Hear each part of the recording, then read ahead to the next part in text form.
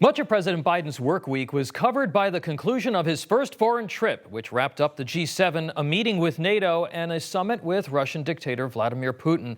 So how did the new president perform on the world stage, and what was actually accomplished?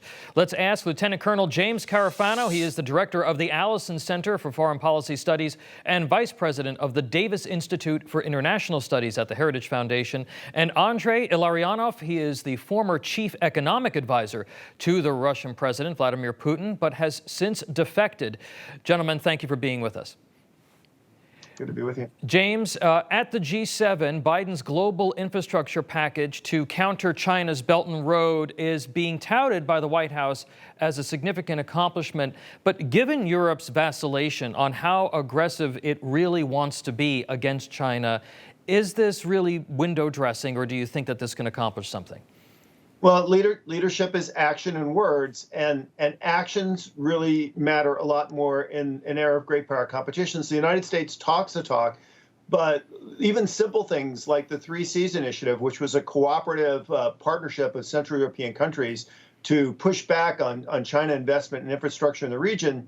And even though the United States says, well, even though it's a Trump thing, we're still committed to that, they actually haven't committed any actual money to that. And the DFC, the corporation that's actually in charge, is looking for ways not to do this. So the lofty rhetoric isn't really matched with serious commitments on dealing with Russia, China, or Iran for that matter. ANDREI, you worked with Putin. President Biden, President Bush, President Obama, they all thought that he was somebody that they could negotiate, that they could deal with. You know this man very well. Do you think that that is a realistic goal, given the moves that Russia has made over the last number of years? First of all, I need to correct. I'm not a defector. I did not defect. I have resigned from the position of economic advisor, and then I have been invited to the United States to work at the think tank. As for meeting between Biden and Putin, Biden has personally invited Putin for summit in Geneva. For 2 months, he has organized unbelievable advertising for Mr. Putin. He himself, Biden, went to Geneva after his summits with G7, NATO, European Union, right, just to do what? And now we are shocked to see that what has been achieved during this summit, the only one thing that ambassadors of both United States and Russia would go to the capitals of Moscow and Washington. It looks like that 2 months campaign on the Biden side had only one result, that ambassadors would go back to their places.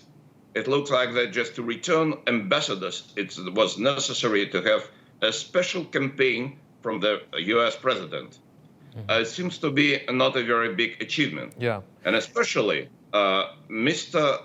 Putin has revealed that during the conversation in Geneva, Biden was talking about his mom. It is very strange for the US president to go half world to talk to, as you mentioned, dictator and tyrant and aggressor against Ukraine, Georgia, and other countries, just to talk about his mom. Yeah. I'm not sure that it is exactly the purpose of such long and important trip. So to your point, ANDREI, this meeting with Putin, as I mentioned on the program last week, was sort of light on objectives and strategy. When asked by a reporter about his feelings on Putin, whom the president had called a killer not long ago, this was the president's reaction. Well, look, I mean, he has made clear that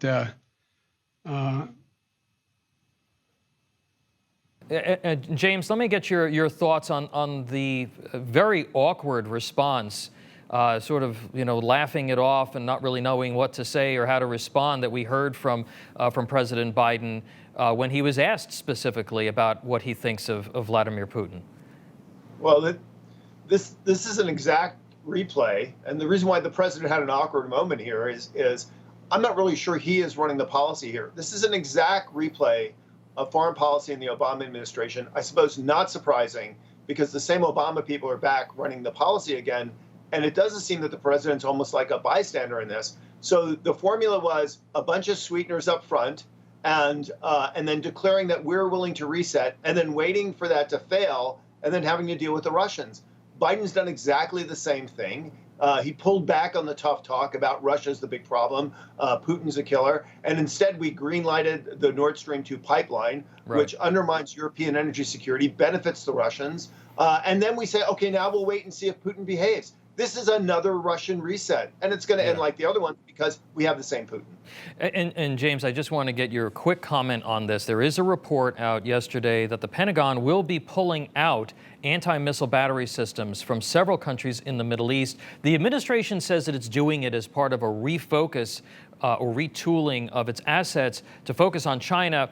But shouldn't we be able to do both of these things at the same time? Just real quick. Yeah. I think it's a nonsense argument, undermining the stability of the Middle East. And then where are they going to put those missile batteries where they're going to threaten the Chinese? It really doesn't pass the smell test, to be honest. All right, Colonel James Carafano and ANDREI ILLARIONOV, thank you so much for being with us and breaking this down. Thank you. Thank you.